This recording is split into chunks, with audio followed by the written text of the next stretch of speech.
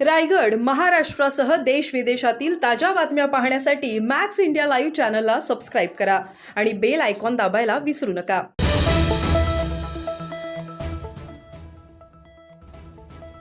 अलिबागच्या कुंडलिका खाडीत भरल्या शिळ्याच्या होडींच्या स्पर्धा पाहण्यासाठी हजारो नागरिक उपस्थित. ढोल ताशांच्या गजरात स्पर्धेला सुरुवात.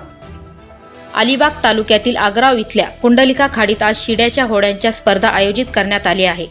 या स्पर्धेत 50हून अधिक होड्या सहभागी झाल्या आहेत. शिड्याच्या होड्या कालबाह्य झाल्या असल्या तरी आजही इथल्या कोळी बांधवांनी ही परंपरा गेली 100 वर्षापासून जपली आहे. आज कुंडलिका खाडीत शिड्याच्या होड्यांच्या स्पर्धेचा थरार अनुभवायला हजारो नागरिकांनी गर्दी केली आहे. गुढीपाडव्याच्या दुसऱ्या दिवशी या स्पर्धा भरवल्या जातात. अलिबाग तालुक्यातील आग्राव आणि अष्टगारातील कोळी बांधव स्पर्धेत सहभागी होतात आणि हिरकणी धन्या मल्हार या बोटीने 1 नंबर काढला आहे. Dhammasheel Sawant, news bureau, Raigad.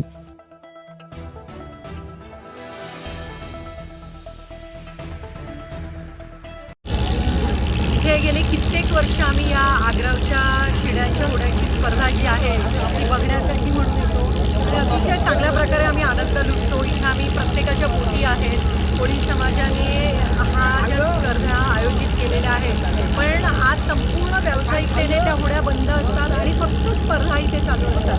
त्यामुळे प्रत्येक जण आपापल्या होड्या इथं काढतो आणि त्या होड्यांमधनं अनेक मुलं, मुली, महिला, पुरुष तसे सगळे या होड्यांमध्ये बसतात आणि खूप आनंद घेत इथे ह्या स्पर्धेच्या होडीच्या मागोमाग आणि पुढे असे अवतीभोवती फिरत असतात आणि छान वाद्य वाजत असतं, सगळे नाचत असतात, खात असतात आणि ह्या स्पर्धा चांगल्या प्रकारे पार पडतात.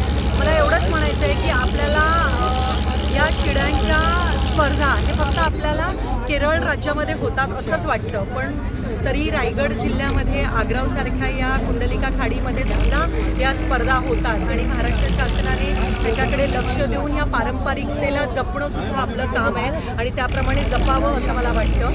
आणि फक्त जिल्ह्यातील लोक नाही तर महाराष्ट्रातील बाहेरची लोकंसुद्धा ह्या बोटींच्या स्पर्धांना बघायला येतात. त्याप्रमाणे तितक्या दर्जेदार त्या अजून कशा होतील ह्याच्याकडे सगळ्यांनी लक्ष दिलं पाहिजे. पण ग्रामस्थ म्हणून मी आग्राव कोळी समाजाला खूप धन्यवाद देईन की अशा स्पर्धा त्यांनी गेली 100 वर्ष जिवंत ठेवलेल्या आहेत आणि आपली परंपरा सांभाळली.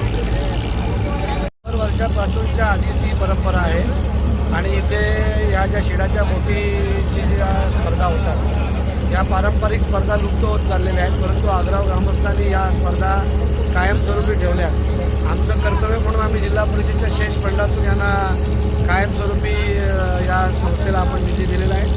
तसंच इतर काही स्पॉन्सर शोधून आपण निधी देतो, परंतु ही स्पर्धा प्रो कबड्डी जशी क्रिकेट आहे त्या पद्धतीने व्हायला पाहिजे. त्याच्यामध्ये लीग स्वरूपात काहीतरी यायला पाहिजे. आज तुम्ही बघितलं तर सगळे गावातले गावकरी जे आहेत ते घरदार उघडत ठेवून बोटीमध्ये येतात आणि सगळ्यात मोठा हा होळीनंतर एवढा मोठा उत्सव हा साजरा केला जातो.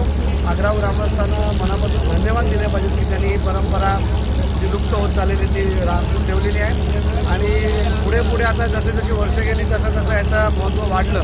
आता सोशल मीडिया आहे, सोशल मीडियाने पण त्याचा दखल घेऊन त्याच्यामध्ये मोठ्या प्रमाणामध्ये त्याला फुटेज दिलं पाहिजे की जेणेकरून या स्पर्धा मोठ्या होतील.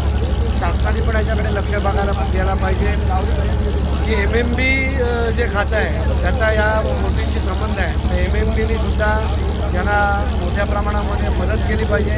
चांगले सेलिब्रिटी या स्पर्धेसाठी आणले पाहिजे आणि चांगल्या स्पर्धा घडायला पाहिजे असं वाटतं. मला वाटतं बरेचसे 50-60 वर्षापूर्वीची परंपरा आहे, म्हणजे जास्त असावी, पण त्या आमच्या माहितीनुसार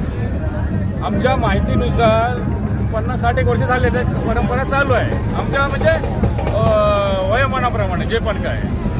आणि ही परंपरा म्हणजे आई एकविरा देवीपासूनची परंपरा आहे आणि आई एकविरेचं हे माहेरघर आहे आणि मानाची पालखी इकडनंच आग्राव कोलीवाड्यातनं आपला कार्यालयाला जाते तेलवनाच्या मानासाठी. किती वेळ चालतो आणि किती बोटी असतात? या साधारणपणे या शर्यतीमध्ये 8 ते 10 बोटी असतात कमीत कमी. यंदाच्या वर्षी मला वाटतं 8 होड्या आहेत शर्यतीसाठी आणि इतर होड्या बघितला की एक कोळी समाजाचं कसं एक म्हणजे आराध्य दैवत समजायला फिशरमन कम्युनिटीचं. तेव्हा भरपूर मला वाटते 20 ते 30,000 जनता असते. मला वाटते 100-200-300 तरी बोटी असतील या म्हणजे जस्ट लाईक म्हणजे ते देवीला एक नमस्कार किंवा गाराणा घालण्यासाठी येतात, असा तो विषय आहे. आता कोणाची बोट आलेली आहे? आता सध्या तरी धन्यामाला म्हणून शेट्टी परिवाराची एक बोट आता मार्गस्थ लागलेली आहे.